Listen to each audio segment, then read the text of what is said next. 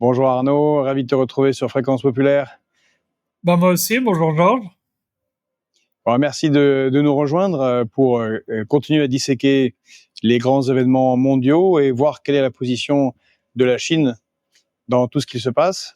Et on peut dire que dans ces 2-3 dernières semaines qui ont été particulièrement intenses géopolitiquement, avec la guerre entre Israël et Iran, guerre déclenchée de manière unilatérale par Israël alors qu'il y avait des nouvelles négociations en cours sur le nucléaire iranien, les Chinois, en tout cas de loin, d'Occident, de France, la Chine semblerait rester de marbre, calme, comme un rocher sur lequel coule de l'eau, surtout si on compare à l'agitation débordante, délirante, en particulier des Américains, avec Donald Trump qui va même jusqu'à publier une vidéo avec Bomb Iran et des B-2 qui volent dans le ciel en lâchant des bombes.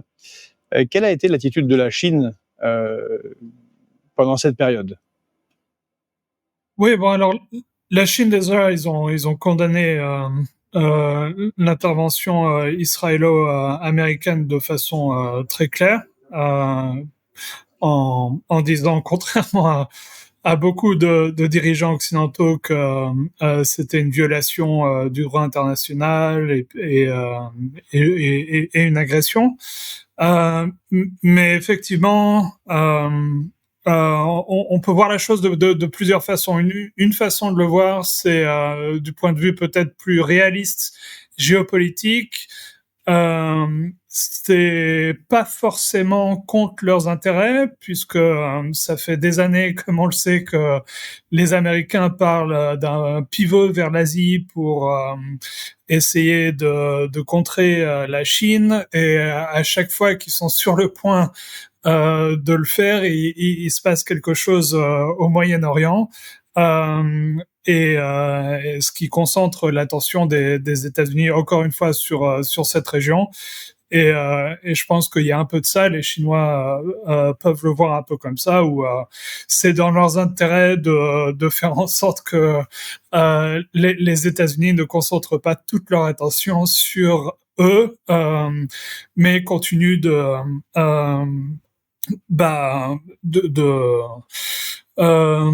se concentrer sur des conflits périphériques, disons, et surtout que les autres conflits dans le Moyen-Orient dans le passé n'ont pas exactement bénéficié aux États-Unis.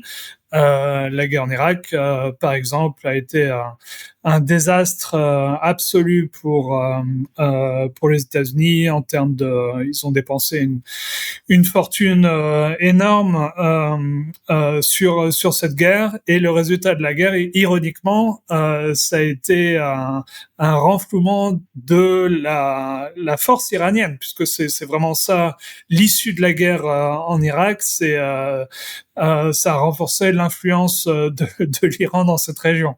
Ce qui est assez ironique, vu qu'ils utilisent exactement la même rhétorique qu'ils avaient à l'époque par rapport à l'Irak, et les mêmes méthodes, la rhétorique des armes de destruction massive qui justifie une agression unilatérale. Donc voilà, on marche un peu sur la tête. Donc pour revenir, c'est un peu ce que on dit nous depuis le début de ce conflit. Je parle du début du conflit en Ukraine, que ce serait stratégiquement utile pour la Chine. Là, c'est à nouveau la même chose. C'est stratégiquement utile pour la Chine parce que ça occupe des forces ailleurs. Les énergies s'épuisent et les Chinois, eux, apparaissent calmes et sereins. Voilà, et il y a aussi un autre aspect où ça renforce le discours stratégique de la Chine, qui consiste à dire que il y a qu'un acteur qui est stable et qui respecte les normes aujourd'hui, c'est eux, ou peut-être d'autres pays du Sud global, mais en tout cas pas l'Occident. Et quand on voit l'Occident se comporter comme ça, bon, peut-être que on n'en a pas forcément l'impression en Occident, mais dans le reste du monde, c'est vu comme validant tout à fait Alors, le c'est discours très, très chinois. important ce que tu dis, on le répète jamais assez, et c'est assez terrible parce que quand on dit ce que tu dis, on a l'impression qu'on est une sorte de pro-chinois et anti-occidental, alors qu'en fait, toute personne qui observe les règles internationales, le droit international, malheureusement, c'est plutôt l'Occident sur les 25, 30 dernières années, et les pays démocratiques qui ne respectent pas le droit international, ne respectent pas parfois les règles qu'ils ont eux-mêmes fixées, alors que la Chine, la Russie, l'Inde, le Brésil respectent beaucoup plus. Et ça a du mal à passer, cette information. Ça a du mal à passer, mais je crois que j'ai écrit par exemple sur il y a une stratégiste du Pentagone qui est très connue, qui a eu plusieurs médailles comme la meilleure analyste du Pentagone. Donc on peut pas exactement dire qu'elle est pro-chinoise ou qu'elle a une idéologie plus sud globale. C'est vraiment une des grosses pontes du Pentagone. Et même elle s'en rend compte parce que elle disait par exemple que la guerre en Afghanistan a coûté l'équivalent de 10 initiatives, la ceinture et la route. Et elle posait la question rhétorique: quelle initiative a le plus bénéficié à qui en Afghanistan, les 10 Américains initiatives de la route de la soie. Le coût, c'est équivalent. 10 initiatives, c'est ouais, sidérant. ouais, Sidérant. voilà, Je crois que c'est ouais. Jeffrey Sachs qui n'arrête pas de répéter. Ah non, comment il s'appelle, Jimmy Carter, l'ancien président des États-Unis, qui avait une discussion avec Donald Trump dont il a fait part, et il lui avait dit mais pourquoi est-ce que la Chine a de meilleures infrastructures que les États-Unis? C'est parce que eux, ils n'ont pas consacré des trillions de dollars à des guerres absolument inutiles et ils ont développé leur pays à la place. Absolument, absolument. Donc voilà, il y a de plein de façons. C'est pas dans l'intérêt stratégique des États-Unis, puisque ils utilisent cet outil systématiquement, qui est la guerre, qui ne sert vraiment pas à grand chose. On a vu en Afghanistan, ils ont remplacé les talibans avec les talibans après 20 ans de guerre là, donc le résultat est nul. En Irak, tout ce qu'ils ont réussi à faire, c'est augmenter l'influence de l'Iran dans la région, alors que évidemment c'était pas le but stratégique. Euh, et tout ça alors qu'ils pourraient dépenser leur argent de façon beaucoup plus constructive en faisant notamment des initiatives comme le fait la Chine avec la ceinture ou la route, en reconstruisant leurs propres infrastructures. Et en plus de ça, ça donne une image absolument désastreuse des États-Unis comme voilà un État qui détruit le monde au lieu de faire quelque chose de constructif. Et on n'a pas forcément la perception de ça en Occident, mais ce message passe dans le reste du monde. On le voit sondage après sondage. Comme on en avait discuté la dernière fois, on est arrivé à un stade cette année où la Chine, globalement, a une meilleure image que les États-Unis, si on prend les opinions mondiales. Et c'est des initiatives comme ça qui conduisent à ce résultat. Alors, l'Iran et la Chine sont quand même très fortement alliés de plusieurs manières. D'abord, l'Iran fournit énormément d'hydrocarbures à la Chine. Je crois que c'est de l'ordre de 40% de ses consommations de gaz et de pétrole. Peut-être tu me corrigeras. Ils sont ensemble dans les BRICS. Maintenant, l'Iran est depuis le sommet de Kazan membre à part entière des BRICS, largement dominé évidemment par la Chine et la Russie. L'Iran et la Chine sont membres de l'organisation de coopération de Shanghai, plus militaire. On sait qu'il y a eu des manœuvres militaires russo-chinoises, iraniennes, à plusieurs reprises. Quelle a été l'attitude militaire chinoise pendant ce conflit? Est-ce qu'il y a eu une velléité de soutenir d'une manière ou d'une autre? D'ailleurs, y a-t-il eu du soutien? On a parlé d'avions chinois qui étaient arrivés, qui avaient coupé leur transpondeur. On ne sait pas trop ce qui était amené. En tout cas, quelle était depuis la Chine la vision stratégique de ce conflit et quelles auraient pu être quelle aurait pu être l'intervention chinoise si les choses avaient duré plus longuement? Ouais, alors ces avions en particulier, c'était une fake news. Je l'ai regardé, j'ai analysé la situation. Donc ça, c'était pas vrai. Je pense pas que la Chine ait aidé militairement, mais ils aident de plein d'autres façons, comme ils aident la Russie par rapport à l'Ukraine. Donc par exemple, 90% du pétrole iranien est vendu à la Chine, ce qui est quand même une aide considérable puisque c'est une grosse partie de leurs revenus. Ils aident les Iraniens à développer leur industrie. Mais la doctrine de la Chine a toujours été de ne jamais s'impliquer militairement dans aucun conflit, et je pense qu'ils en restent là. Euh, Mais Notamment la parce Chine aurait que... pu être inquiète, Ouais. non, la Chine aurait pu être inquiète de l'éventuelle rupture d'approvisionnement, parce qu'à un moment, Israël a menacé de bombarder les installations d'extraction et de transport, d'exploitation des hydrocarbures iraniens. Ça aurait été un coup Ouais, porté à la non, Chine, en fait. il y a aucun doute que ça aurait été pas très bon pour la Chine, ça c'est clair. Bien qu'ils ont pas une dépendance immense au pétrole iranien. J'avais regardé les chiffres, mais on est à moins de 10% du pétrole livré à la Chine, donc c'est pas non plus massif, mais évidemment ça compte pas mal. Mais je pense que leur calcul c'est aussi de regarder les choses sur le long terme. Ce qui importe beaucoup à la Chine, c'est de donner une image d'une grande puissance qui est différente et qui représente une évolution positive par rapport aux États-Unis. Donc, s'ils commencent à se comporter comme les Américains, en fait, où les Américains soutiennent un côté et puis ils vont commencer à soutenir militairement l'autre, ils perdent toute leur image d'un nouveau type de grande puissance. En fait, ils disent que on est C'est comme les très autres, mais juste de intéressant. Hein. l'autre côté, quoi. C'est très intéressant ce que tu nous dis, Arnaud. Donc, les Chinois veulent être une sorte d'image miroir positive de ce que font les États-Unis, de ne pas être agités, de ne pas déclencher des guerres partout et apparaître à tous les autres comme un pôle de stabilité. Absolument, absolument. Il y a une histoire intéressante dans l'histoire chinoise de l'époque des royaumes combattants, où à l'époque il y avait deux États. C'était à l'époque où la Chine n'était pas encore unie, l'État de Qin et l'État de Qi, qui étaient en guerre l'un contre l'autre. Et Qin a proposé à Qi un deal où ils arrêtaient de se battre. Et ils se divisaient en gros la Chine. Euh, mais ce qui s'est passé, c'est que tous les autres plus petits royaumes qui suivaient Qi, ils sont ils sont devenus comme Qin. Donc ils représentaient une alternative pour nous, mais ils sont devenus des co-empereurs avec Qin. Et donc petit à petit, tous ces petits États ont abandonné Qi pour se rallier à Qin, puisque ils représentaient en fait plus d'alternatives.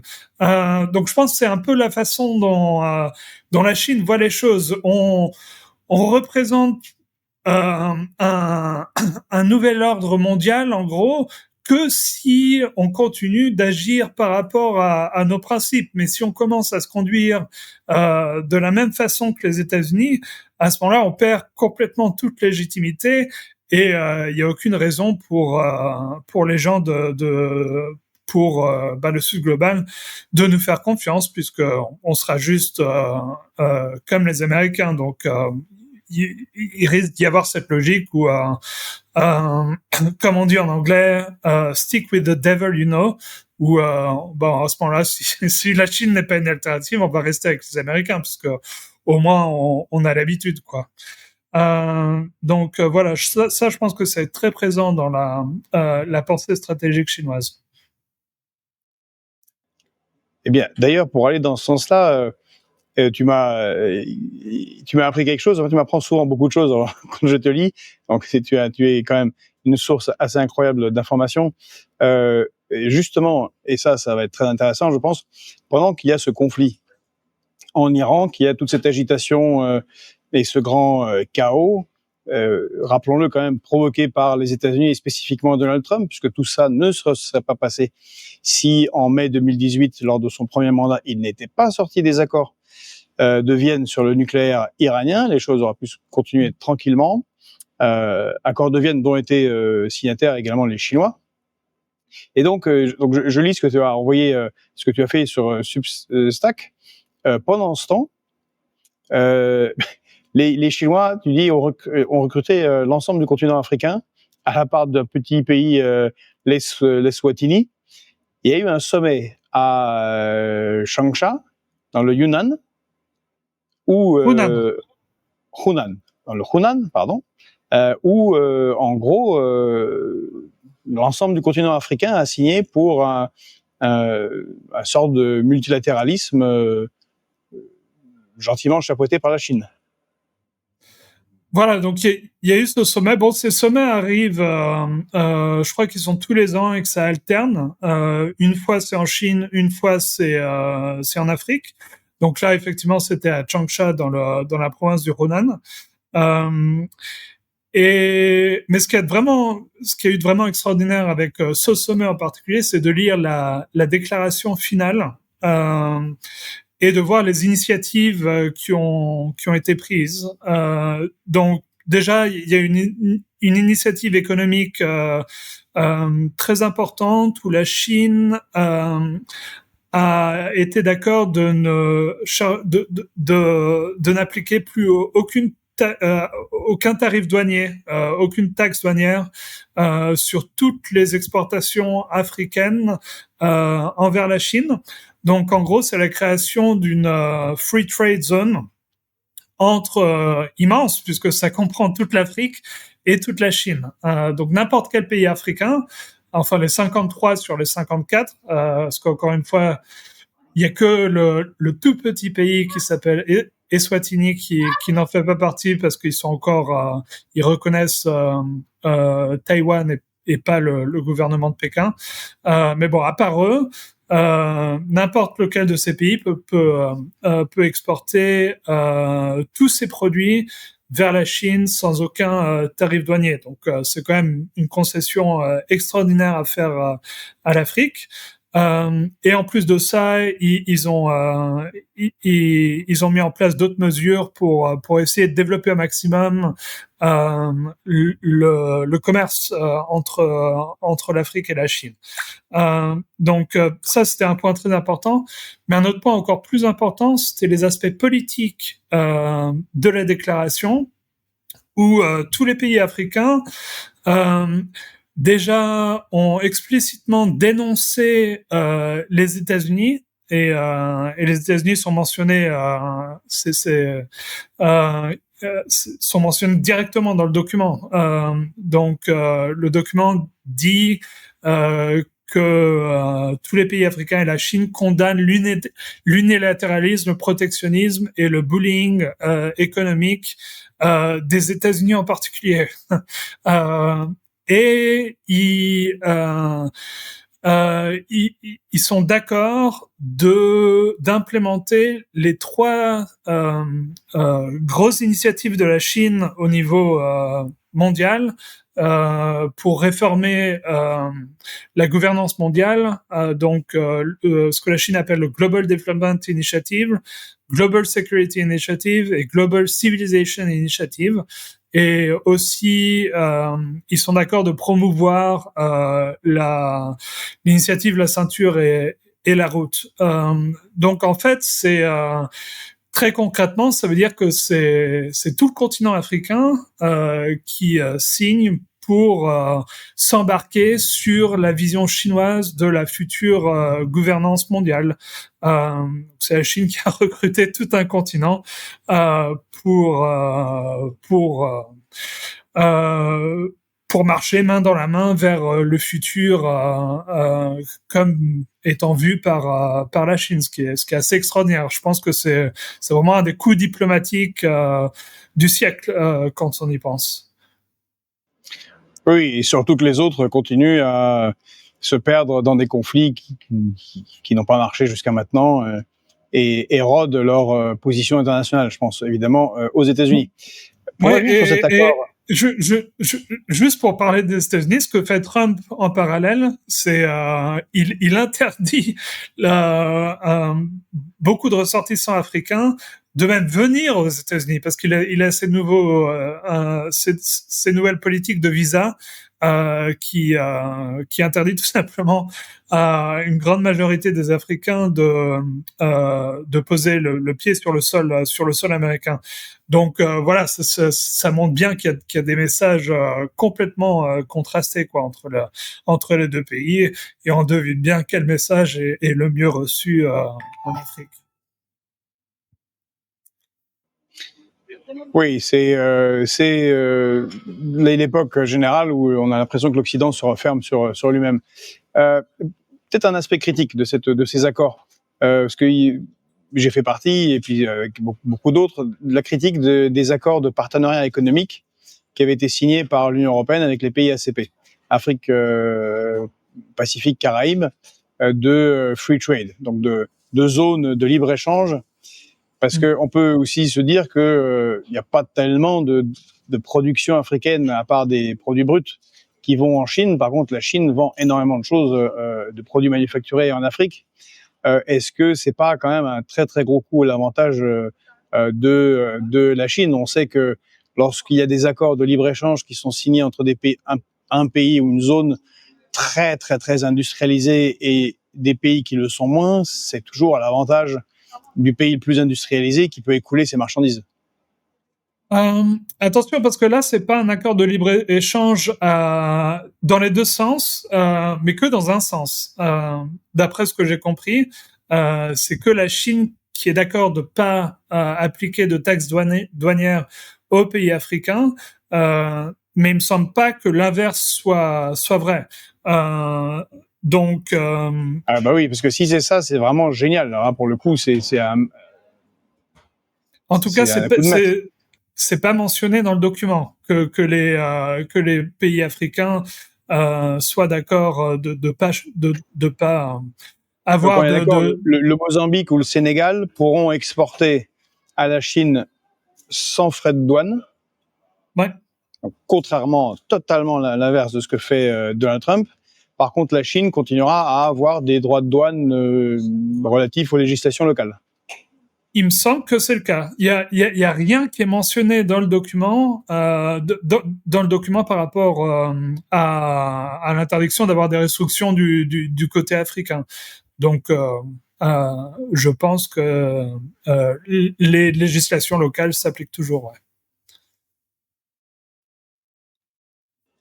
Alors, sur l'aspect politique de la chose, les 6 et 7 juillet prochains se tiendra le sommet des BRICS à Rio. D'ailleurs, nous irons, moi et Pedro, pour courir ce sommet des BRICS comme on l'a fait à Kazan l'année dernière, en octobre. Est-ce que c'est une sorte de préparation des BRICS? C'est-à-dire que, puisque cet accord qui a été signé dans le Hunan semble être très très corrélé à ce que font les BRICS, c'est-à-dire construire un monde multipolaire avec des nouvelles relations économiques. Oui, je pense que ça y participe. L'Afrique, c'est pas le seul endroit où la Chine a ce genre d'accord, et pas seulement la Chine a ce genre d'accord avec d'autres régions du Sud global. Tout ça participe au développement des relations Sud-Sud en fait, ce qui est vraiment le but des BRICS. Donc oui, ça entre complètement dans cette lignée-là. Alors, pour une rare fois, il paraît que Xi Jinping ne viendrait pas à Rio. Là, c'est confirmé. Oui, je pense que c'est confirmé. C'est confirmé que ce sera le Premier ministre chinois qui ira. Par contre, on ne sait pas pourquoi c'est le cas. Il me semble que c'est la première fois que Xi Jinping ne participe pas lui-même un sommet des BRICS. Donc, il y a plein d'explications possibles. Une explication, c'est il veut donner un peu plus de pouvoir ou de prestige au Premier ministre pour une éventuelle transition. Ça, c'est une explication possible. Une autre explication, c'est Comment s'appelle le Premier ministre déjà? Li Qiang. Ouais. Une autre explication, c'est il renvoie la balle à Lula qui, il me semble, n'était pas venu lui non plus au sommet des BRICS en Chine. Bon, ça c'est l'explication un peu plus cynique, mais bon, on sait pas, on sait juste ce fait-là, donc voilà. Tout le reste, c'est juste des théories et voilà, on n'en sait rien. Alors, en parlant de stratégie globale, tu as aussi publié un article où tu parles d'un certain Hugh White, qui est pas très connu évidemment en France, mais qui est c'est un sorte de John Mearsheimer australien, des plus grands géopoliticiens. Et toi, tu as dit que c'était une sorte de conférence du siècle, enfin d'interview du siècle qu'il a donné, puisque il semble considérer que finalement, les États-Unis ne font rien pour ce fameux pivot chinois annoncé depuis Barack Obama, et qu'en fait, les États-Unis auraient déjà abandonné l'idée du containment chinois. Ouais, alors je pense que Hugh White est même plus important que John Mearsheimer, parce que contrairement à Mearsheimer, il a été aux responsabilités. Donc c'est le fondateur d'un institut en Australie qui s'appelle Australian Strategic Policy Institute, qui est le think tank principal en Australie autour du thème de la défense, qui fait plus ou moins partie du gouvernement australien et du gouvernement américain, puisqu'il est financé par les deux gouvernements. Et il était aussi secrétaire d'État dans le département de la défense australienne pour la stratégie. Donc, il a été en charge d'écrire la stratégie de défense australienne. Donc, il connaît très très bien ces questions. Et il vient d'écrire un livre qui s'appelle Hard New World or Post-American Future, où il explique avec plein de preuves dans le livre que, comme tu disais, effectivement, il pense que ce fameux pivot américain vers l'Asie ne va jamais se passer, et que les Américains ont en fait déjà conclu, malgré ce qu'ils disent, qu'ils ne le feront pas et qu'ils de toute façon ne peuvent pas le faire, ne peuvent plus le faire. Et il dit en fait, ça fait déjà 10 ans qu'ils ne peuvent plus contenir en gros l'ascendance de la Chine dans la région. Donc ça servira à rien de faire un pivot vers l'Asie, puisque c'est déjà beaucoup trop tard. Et par exemple, une des choses qu'ils regardent pour affirmer ça, c'est l'évolution de la Navy, de la marine chinoise par rapport à la marine américaine. Et dans mon article, j'ai mis le graphe qui est très impressionnant, parce qu'on voit que le nombre total de navires de la marine chinoise a commencé à dépasser le nombre total de navires de la marine américaine vers 2014. Ça, c'est un truc que les gens se rendent pas compte. Et je parle pas du nombre de navires en Asie. Je parle du nombre de navires total dans le monde entier. Depuis 2014, la marine chinoise est plus grosse que la marine américaine.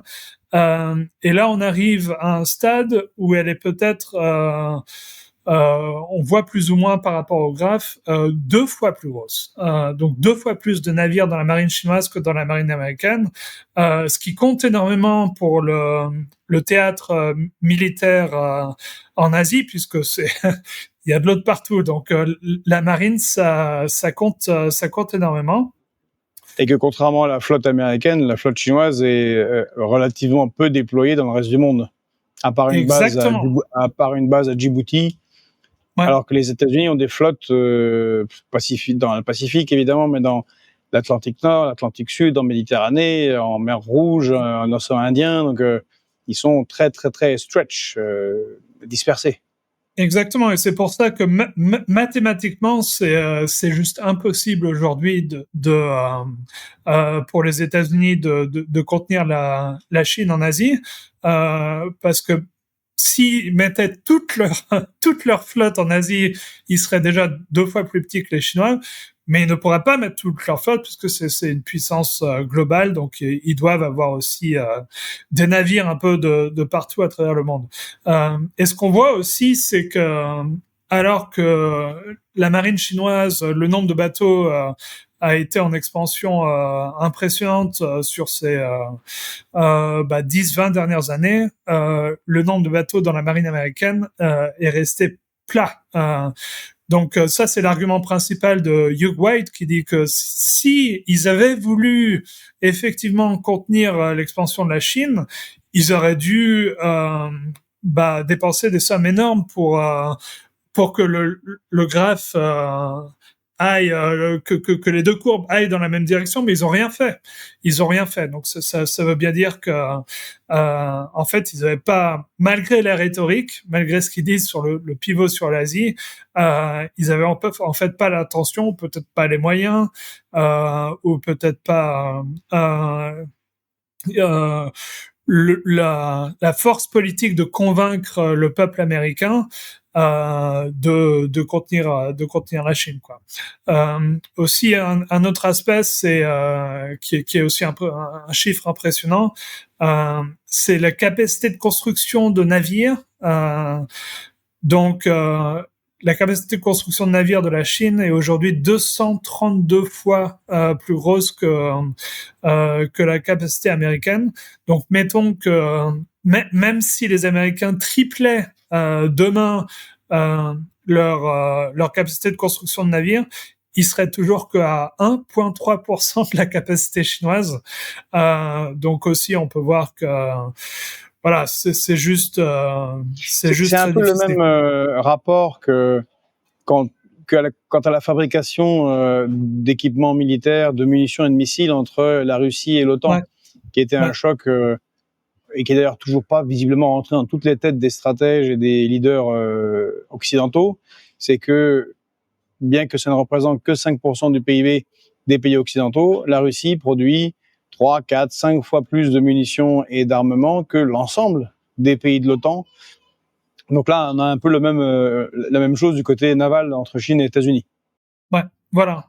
Et je pense aussi du côté armement, ça, la capacité industrielle de la Chine, même côté armement, est immense, et probablement bien plus importante que la Russie aussi. Donc, s'ils n'arrivent pas à arriver au niveau de la Russie, il y a juste aucune chance contre la Chine.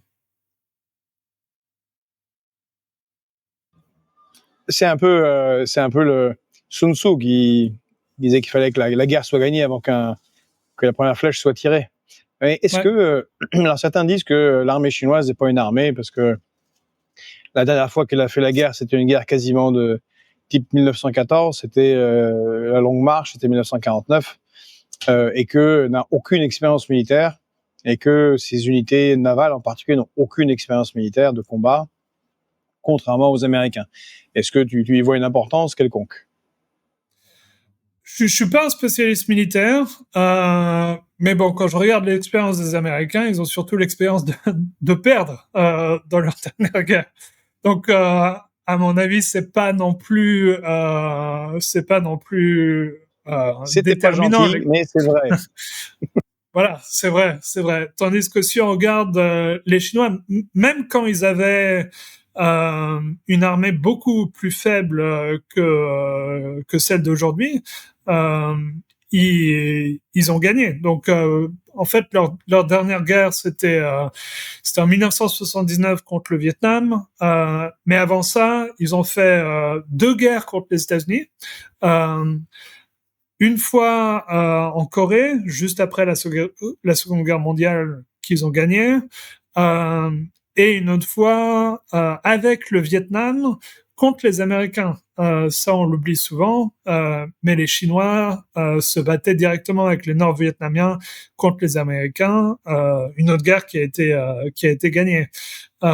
Donc, s'ils gagnaient des guerres à l'époque Oui, c'est vrai, où c'est toi qui as raison, je suis complètement idiot. Il y a le Vietnam et la Corée, évidemment. ouais. Donc, bon, la Corée, tu l'avais dit, puisque t'avais mis la date à 1949. Mais voilà, si même à l'époque, ils étaient arrivés à gagner des guerres contre les Américains alors qu'ils étaient encore plus pauvres que le plus pauvre pays d'Afrique, on peut facilement imaginer qu'aujourd'hui, avec toute leur capacité industrielle, leur puissance technologique et tout, ils sont au moins plus forts qu'à l'époque, quoi.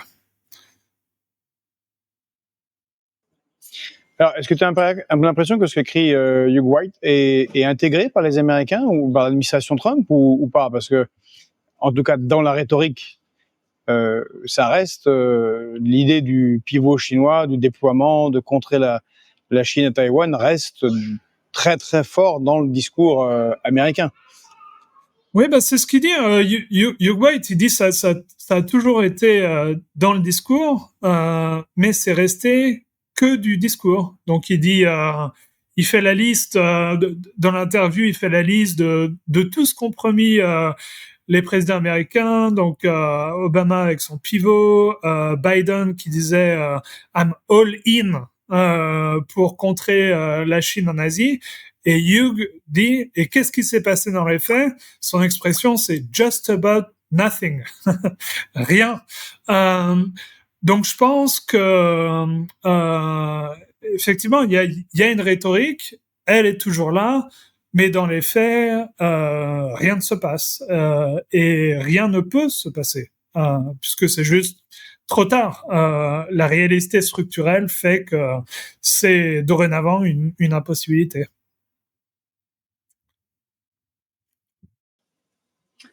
Alors, justement, relativement à cela, tu évoquais dans une de tes publications le fait qu'il y a que le Pentagone a justement lancé une étude pour décider si les États-Unis devaient mettre abandonné AUKUS.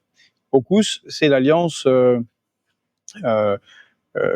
O pour Australie, UK, USA, AUKUS, euh, États-Unis, Grande-Bretagne, Australie justement, qui est une alliance anglo-saxonne, une alliance, une sorte de OTAN spéciale particulièrement dédiée au Pacifique, donc à contrer la Chine.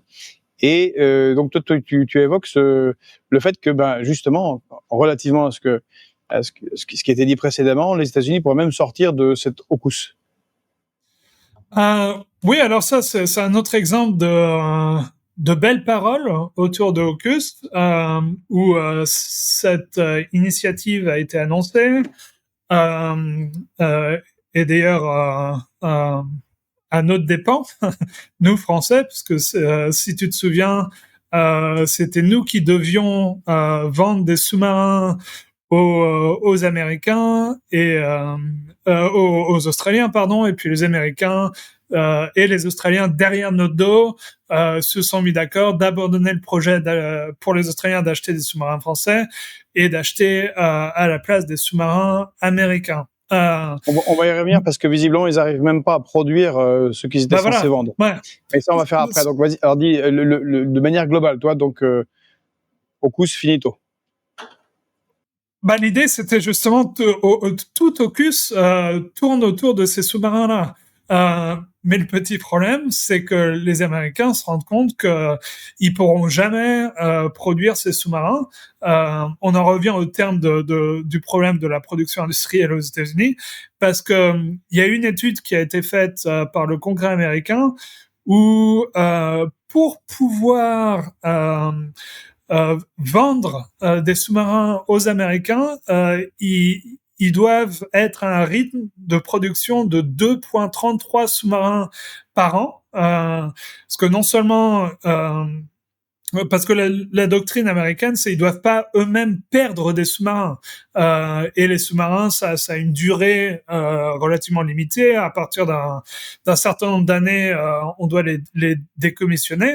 Donc, il faut constamment qu'ils produisent des sous-marins pour eux, pour remplacer leurs sous-marins existants. Et pour faire ça, et en plus avoir des sous-marins pour les Australiens, il faudrait en produire 2,33 par an.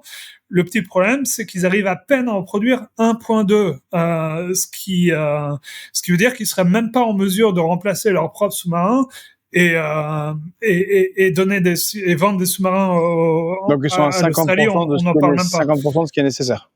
Voilà, ouais, exactement.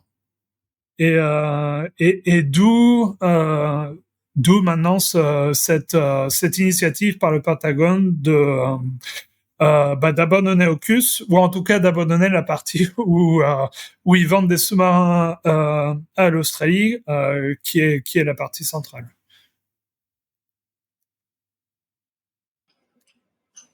Et comment, de ton point de vue, l'Australie le vit? Car si c'est la fin d'AUKUS, elle se retrouve un peu isolée, non? L'AUKUS, c'était très très controversé en Australie. D'ailleurs, je crois que c'était une des initiatives du gouvernement australien les plus controversées. Il y a plusieurs anciens premiers ministres qui ont dit des mots vraiment incroyablement durs sur AUKUS. Donc Paul Keating, par exemple, qui a été premier ministre pendant les années 90, l'a appelé le pire deal de toute l'histoire. Où l'ancien ministre des Affaires étrangères, Gareth Evans, a dit que c'était une des pires décisions de politique étrangère que l'Australie n'ait jamais faite. Et un autre ancien ministre des Affaires étrangères l'a décrit, je vais le dire en anglais, fragrant methane-wrapped bullshit.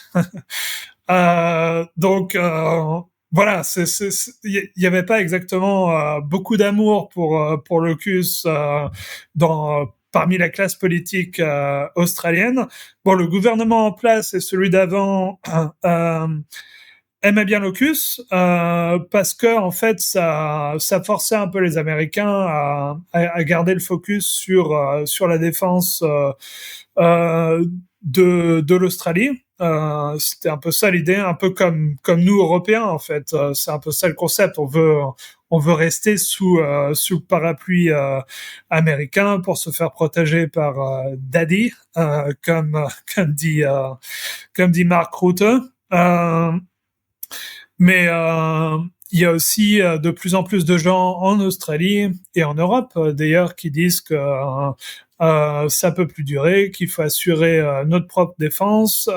L'expression que dit tout le temps Paul Keating, cet ancien Premier ministre, il dit qu'on doit arrêter d'essayer de se protéger de l'Asie, on doit se protéger en Asie. Donc un peu changer la vision stratégique de l'Australie. Donc il y a beaucoup de débats autour de ça. Alors justement, pendant ce conflit israélo-iranien qui a occupé les esprits, en tout cas en Occident, et les plateaux des médias télévisés, il y a une rencontre sino-américaine à Londres, dont est sorti des choses assez importantes et qui vont dans le sens de tout ce que tu nous as dit jusqu'à maintenant. Alors en quoi ont consisté ces rencontres sino-américaines dont réellement on n'a absolument pas parlé en France? Ouais, donc on se souvient, il y avait eu d'abord un premier deal, en gros, que Trump avait fait après un coup de fil avec Xi Jinping. Et puis les Américains avaient lancé des mesures hostiles après ce deal, alors que les Chinois croyaient qu'ils avaient une forme d'entente Ils Là, avaient on lancé. parle de la guerre commerciale lancée par Donald Trump et toutes les histoires de Non, taxes on sur parle douanières. il y a eu plusieurs épisodes. Donc, il y a eu cette guerre commerciale où les tarifs étaient montés à des montants stratosphériques. Et puis ensuite, il y avait eu une forme de deal entre Xi Jinping et Donald Trump où les montants des tarifs avaient baissé.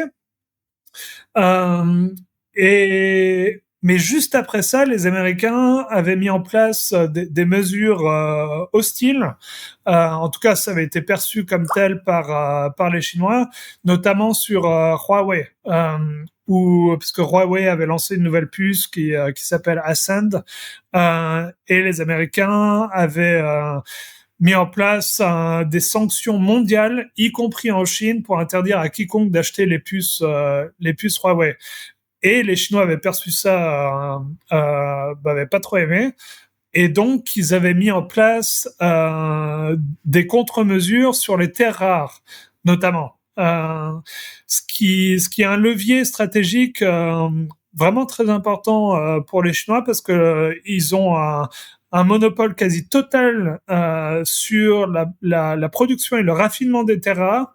En fait, les terres rares en elles-mêmes sont pas si rares que ça, on les trouve un peu de partout. Euh, mais arriver à raffiner les terres rares pour qu'elles soient utilisables, ça c'est très dur technologiquement. Et il y a plus ou moins que les Chinois qui peuvent faire ça. En tout cas, 90%, les Chinois ont 90% de parts de marché là-dessus. Donc s'ils coupent les ponts par rapport aux terres rares, il y a des conséquences énormes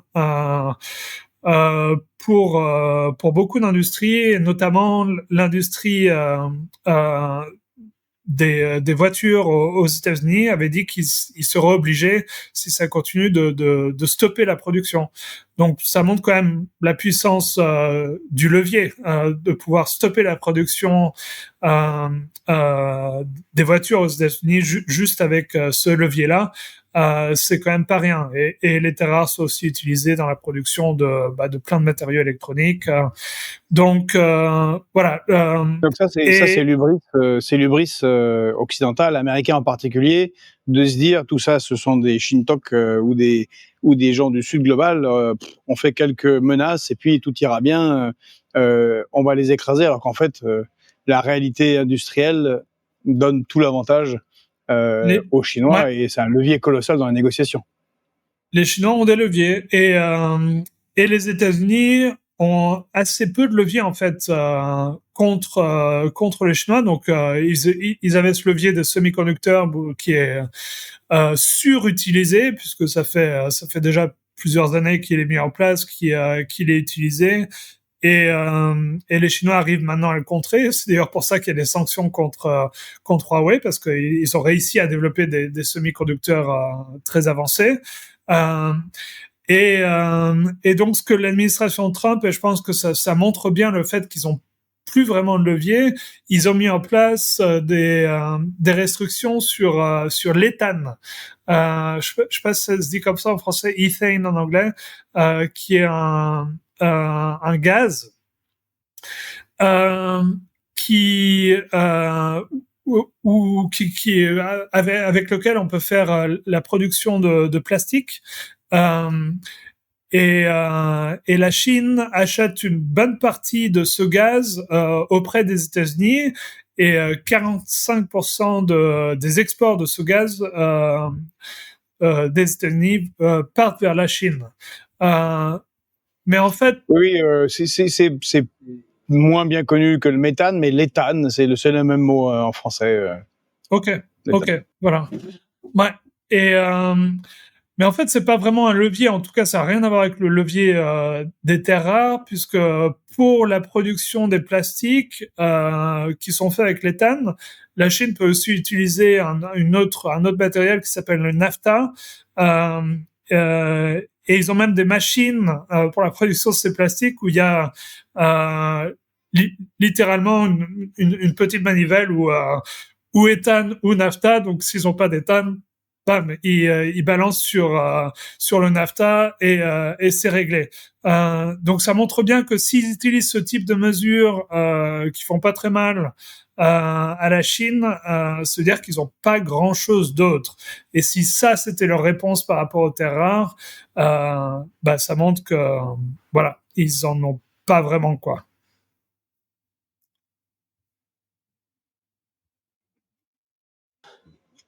Donc c'est vraiment très très intéressant le tableau que tu dresses depuis le mois dernier où on s'est vu, et donc il y a eu ce conflit encore une fois très important, ou considéré comme très important. Pendant ce temps-là, la Chine, très tranquillement, j'allais dire comme ces bonzes qu'on voit très stables, montre sa puissance, noue des accords historiques avec l'Afrique, qui bascule de facto complètement dans son giron économique et géopolitique, en tout cas dans celui des BRICS, et démontre dans le silence médiatique que bien économiquement, il est difficile de mener une guerre à la Chine. Donc tout ça, ça ressemble à une très forte isolation de l'Occident. Oui, tout à fait. Bah, ça continue en fait. Ça continue la tendance the West on the rest, en gros. Aussi quelque chose de notable et d'assez inattendu ces derniers temps, ça a été la position en Asie du Japon et de la Corée du Sud. Donc par exemple, on a eu récemment le meeting de l'OTAN qui c'était au Canada, il me semble, cette fois-ci. Euh, et, et le Japon et la Corée étaient tous les deux invités. Ils ont tous les deux refusé d'y aller à cause justement des bombardements de l'Iran. En tout cas, c'était leur position publique pour montrer leur désaccord par rapport à ça, vu que c'était... Alors, ouais. Au Canada, c'est le sommet du G7. Et là, vient de se terminer hier le sommet de l'OTAN à La Haye, là, juste maintenant.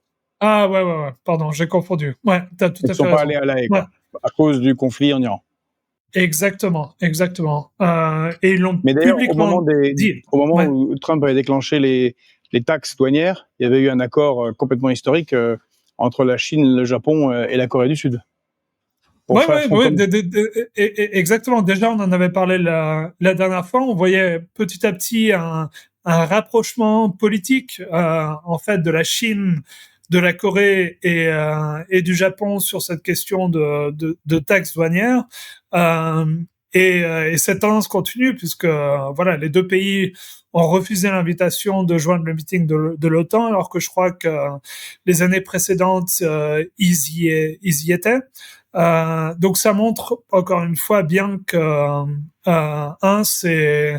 ces pays se distancent de l'Occident et se rapprochent aussi des positions chinoises, parce qu'ils ont la même position que la Chine sur l'Iran, qui est complètement différente de la position américaine, de la position occidentale, qui dit que c'est un truc génial d'avoir bombardé les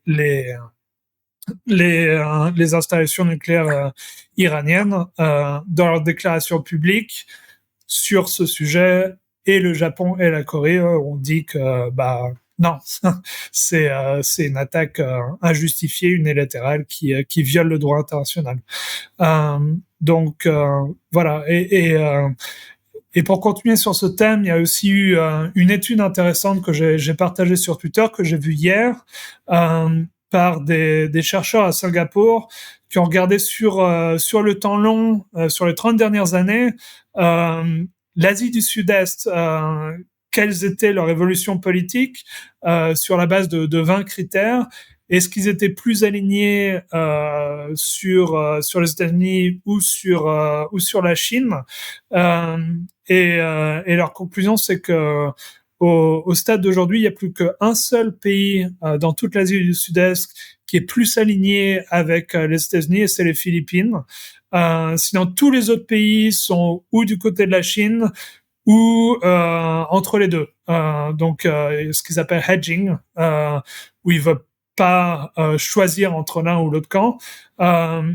Mais tous les pays qui sont en hedging, ou même les Philippines, sur le temps long, ils se rapprochent, on voit une évolution vers la Chine.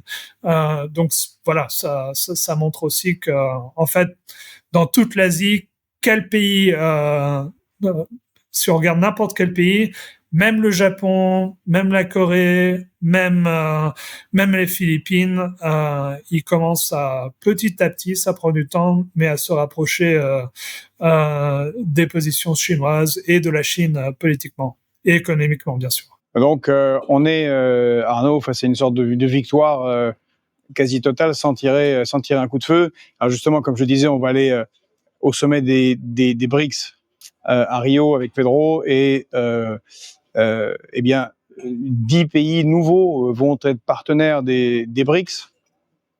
L'Ouzbékistan, le Kazakhstan, la Bolivie, et justement des pays asiatiques, et pas des moindres, hein, la Malaisie, le Vietnam, la Thaïlande, qui vont dans ce sens de ce basculement vers géopolitique.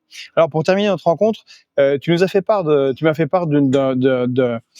fait que pour la première fois, le commencement speech, le discours d'introduction de Harvard, a été prononcé par une chinoise, Luana Jiang. Je ne sais pas si je prononce bien. Qu'est-ce que c'est que ce commencement speech? En quoi c'est important que une chinoise l'ait fait pour la première fois? On sait qu'ils ont des équipes de mathématiques, par exemple, qui gagnent des concours qui sont en général composés de mathématiciens, visiblement chinois, d'origine en tout cas. Et en quoi c'est important? Mais par contre, pourquoi ce discours a été mal reçu partout, en fait? Explique-nous de quoi il en retourne. Bah, je trouvais que d'un point de vue culturel et aussi d'un point de vue des relations Chine-États-Unis, ça en disait long. Donc effectivement, c'était la première fois qu'une Chinoise a fait le commencement speech à Harvard. Mais ça a été mal reçu par tout le monde. Donc du côté américain, évidemment, surtout il y a pas mal de controverses en ce moment par rapport à Harvard avec Trump. Donc évidemment, une chinoise qui fait un discours à Harvard, ça a immédiatement été vu comme le parti communiste chinois qui envahit le campus. Et d'ailleurs, c'était une des raisons pour laquelle, je sais plus comment elle s'appelle, la secrétaire à l'éducation américaine, elle avait justifié l'arrêt des financements à Harvard sur cette base-là, comme quoi Harvard était en coordination directe avec le Parti communiste chinois, ce qui évidemment est ridicule. Quelle magnifique preuve d'ouverture au monde, hein. Ouais, voilà, ouais, exactement. Ouais, donc voilà, on est dans l'atmosphère parano-maccarthiste dont on a malheureusement l'habitude. Mais ce qui est le plus étonnant, c'est que ça a été aussi très mal reçu en Chine. J'ai montré par exemple la photo de cette fille Luana Jiang à ma femme et ses amis qui étaient en train de discuter ensemble. Vous avez entendu parler d'elle. Elles m'ont toutes répondu ensemble ah oui, tout le monde la déteste en Chine. Donc ça veut dire ce que ça veut dire. Et pourquoi parce que déjà si on écoute en fait, c'est très lié à ce qu'elle a dit dans le speech lui-même. En gros, elle parle de sa propre histoire, mais de façon très, je dirais, avec plein de buzzwords, de bons sentiments, un peu comme on pourrait avoir un discours du Parti socialiste aujourd'hui, plein d'idéalisme et tout. Un discours convenu, occidentalo-centré, bien entendu classique. Ouais, voilà, exactement. Et très loin de la façon dont les Chinois aujourd'hui s'expriment, quoi. C'était très libéral au sens américain du terme. Tu nous avais dit d'ailleurs dans une précédente émission, tu nous avais expliqué le rapport chinois au verbe et à l'acte, et que les Chinois n'aiment pas trop les discours emphatiques, ils préfèrent ce qui est corrélé à une action réelle. Voilà, ils détestent les platitudes. Ça, ça les horripile. Et, euh, et spécialement, il y a cette expression en Chine dont il me semble on avait déjà discuté, qui s'appelle Bai Zuo, ce qui veut littéralement Bai c'est blanche et Zuo c'est gauche. Donc la gauche blanche, qui a beaucoup de connotations très négatives, puisque bah, ça veut dire exactement ce dont on vient de parler, juste des jolis mots, un joli langage plein d'idéalisme, de platitude et tout, mais où concrètement il y a rien qui se fait, il y a rien qui se passe, c'est décorrélé de la réalité quoi. Et donc l'impression générale, c'est que bah, c'était extrêmement dommage que ce soit quelqu'un qui ait ce type de mots, ce type de langage qui donne le premier commencement speech à Harvard en tant que chinoise, puisque ça, en Chine, ça leur parle pas du tout, quoi. Et quand on regarde son parcours à elle en particulier, euh, en fait, elle a fait toute son éducation en dehors de Chine. Elle était dans une école privée très élitiste en Angleterre. Donc voilà, elle est devenue en gros, elle a perdu son lien avec la Chine, la vraie Chine, la façon dont les gens pensent. Et son discours, c'était plus un discours en fait très convenu, occidentalisé, qui a beaucoup déçu. Voilà. Donc pour le pour des raisons séparées des deux côtés, elle euh, les gens l'ont mal pris.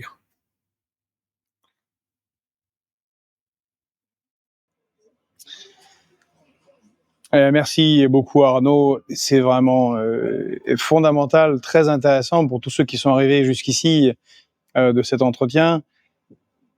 Je ne sais pas si vous vous rendez compte la mine d'informations que nous a transmis Arnaud et la portée géopolitique absolument colossale de ce qui s'est passé très très récemment. Donc potentiellement de facto un pivot asiatique qui ne verra pas le jour pour les Américains, peut-être la fin de l'alliance AUKUS, la Chine qui fait l'opération géopolitique du siècle, comme tu le dis, par rapport à l'Afrique, et donc la Chine qui se positionne en fait maintenant comme première puissance mondiale, en acte, de facto. C'est déjà le cas économiquement, en particulier en termes de production industrielle réelle. Et là, comme tu l'as dit, même militairement, en termes de production d'armement, en tout cas naval, et de positionnement dans le Pacifique, la Chine domine concrètement les États-Unis. C'est une magnifique illustration de ce retournement du monde, alors que l'Occident reste figé dans des guerres néocoloniales, comme était encore, on peut considérer d'une certaine manière cette guerre en Iran, qui se tapait la tête contre un mur, en fait, et qui n'aboutit absolument à rien de concret. Donc, merci beaucoup, Arnaud, pour cette interview. Alors, on devrait se voir à Paris, je pense, bientôt, d'ici 2 semaines, un peu plus, si les choses se passent bien, si nos avions ne sont pas bloqués, parce que nous sommes un peu globetrotters, hein. On pourra vous faire peut-être un petit clin d'œil de notre rencontre. En tout cas, moi, ça me fait très très plaisir de te voir. Moi aussi. Et ça, c'est peut-être notre dernière émission de cette année. On reprendra en septembre, après des vacances méritées pour tout le monde. Même si les choses risquent, elles changent toutes les semaines, le monde change. Alors peut-être qu'il va se passer beaucoup de choses cet été, on verra bien. En tout cas, merci encore une fois, Arnaud. Pour tous ceux qui nous ont suivis jusqu'ici, n'oubliez pas de liker si ce n'est pas encore fait, de partager cette vidéo, de faire des commentaires, posez-nous des questions, ça nous orientera sur nos futures nos futures interviews, nos futures discussions. Et pour ceux qui le peuvent, sous cette vidéo, vous avez le lien pour participer, pour le financement participatif du déplacement que nous faisons pour couvrir le sommet de Rio, le sommet des BRICS de Rio. Ça a été très très peu fait, quasiment pas, à Kazan. Nous étions nos reportages étaient juste derrière ceux de CNN. C'est vous dire combien les médias occidentaux sont pas intéressés à ce sommet des BRICS. Et là, nouveau sommet des BRICS avec une rencontre avant des directeurs des banques centrales de tous les pays BRICS, avec des annonces il y a des rumeurs. Cette réunion a été dévoilée au dernier moment. On avait eu le nez creux parce qu'on vient 3 jours avant justement, on s'était dit qu'il se passerait quelque chose. Donc ça aussi, on le couvrira. A priori, les médias de masse ne vont pas beaucoup en parler. En tout cas, pour le moment, le sujet n'a pas l'air de les intéresser. Or, on voit que dans le Sud global, avec tout ce que nous a dit Arnaud, il se passe des choses absolument colossales. Donc voilà, si vous pouvez nous aider, 1 euro, 2 euros, 5 euros ou un peu plus, nous, ça nous permet de, pour le moment, comme ce média n'est pas encore à 100% autonome financièrement, de vous baser sur vous et sur personne d'autre pour rester indépendant. Merci à tous et une excellente journée et à très très bientôt.